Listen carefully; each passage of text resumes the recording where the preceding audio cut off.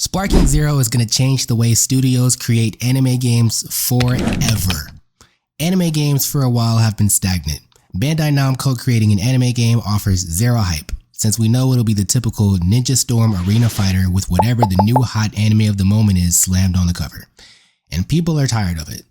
But with the release of Sparking Zero coming October 11th, 2024, things are going to change. Studios will not only see how good an anime game can be when you create with a fan's vision in mind, but they'll also have a competitive threshold to reach when it comes to releasing new anime games. Sparking Zero redefines what an anime game could look like, play like, and offers new concepts that keep the Dragon Ball story alive and fresh. And today, we'll be talking about why I think Sparking Zero will be the breath of fresh air anime games needed in 2024.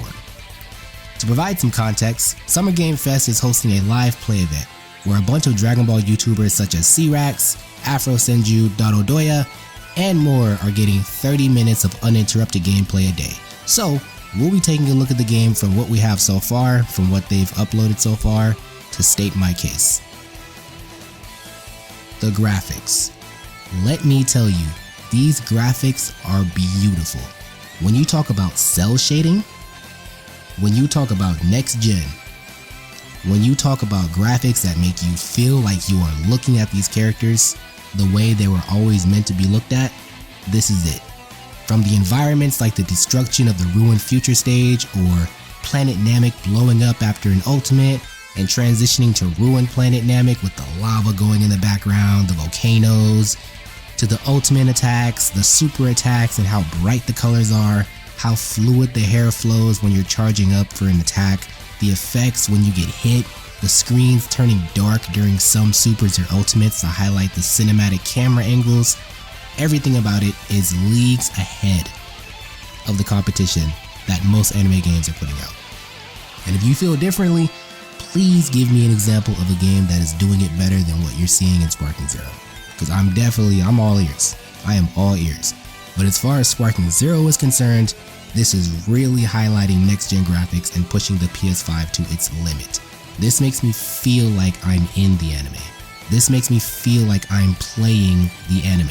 If you imagine a Dragon Ball fight with the aura effects, the high-speed dashes, how they showcase high speed during movement with the air flowing behind you, or the screen shake when you're charging up, or just the way the camera moves, it's amazing.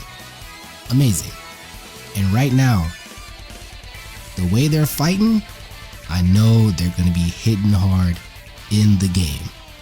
With the high-speed movement, with the rush attacks, with the chain attacks, with the follow-up attacks, everything about the fighting system brings me back to Tenkaichi 3, and that's amazing.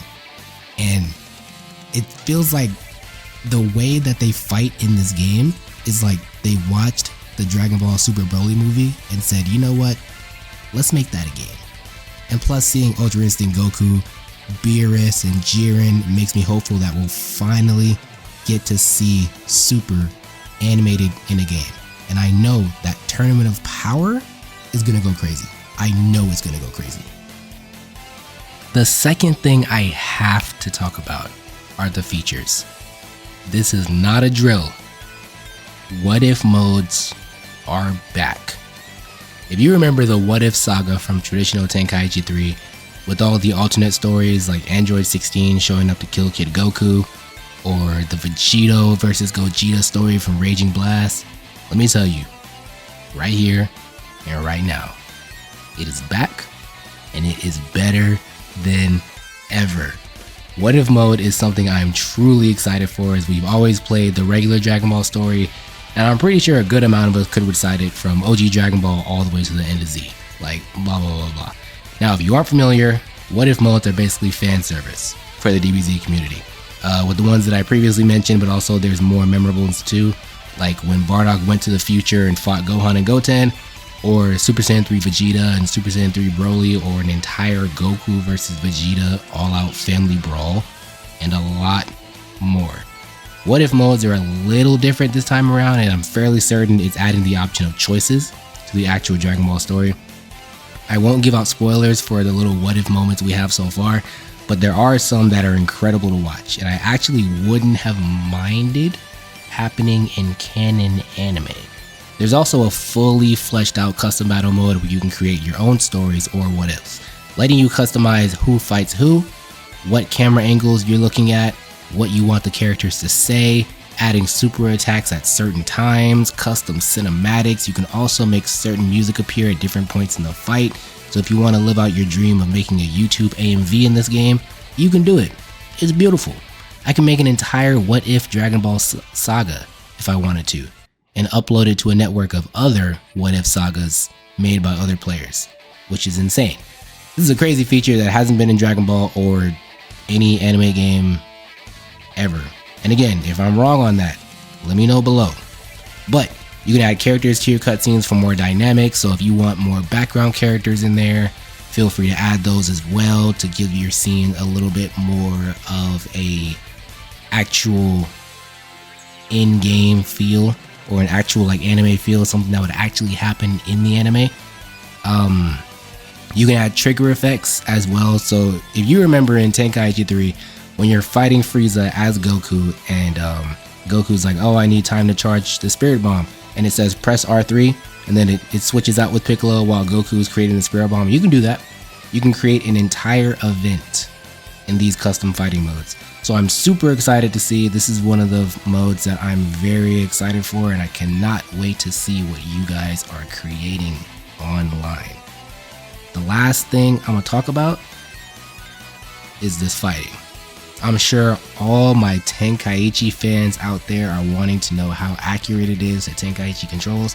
From what I've gathered from different streamers who have played the game during their 30-minute demos, the control scheme is exactly like how Budokai Tenkaichi 3 played. So muscle memory should play a factor into it.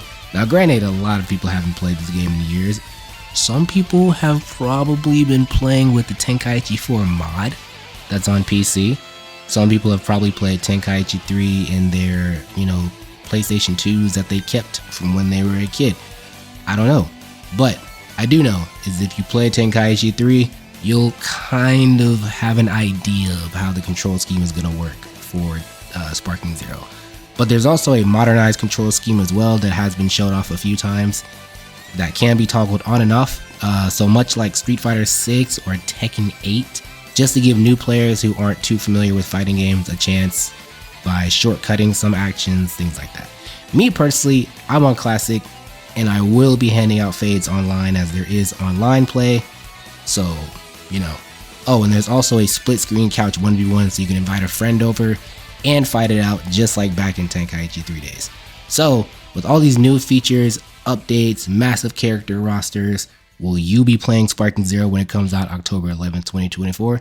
Let me know down in the comments, and let me know if you're excited for the game. See ya.